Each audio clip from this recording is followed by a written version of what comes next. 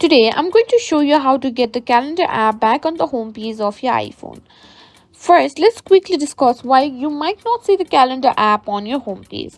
You may have accidentally deleted it, moved to another page, or hidden it in a folder. Don't worry, it's easy to get it back. First things first, start by swiping all the way to the right until you reach the right app library. This is where all your apps are organized. You can either scroll through the app library or use the search bar at the top to find the calendar.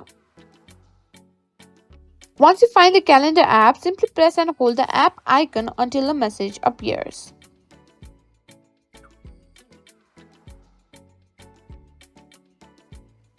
Once you find the calendar app, simply press and hold the app icon until a menu appears. Here, click on Add to Home Screen. This will automatically move back to your home page.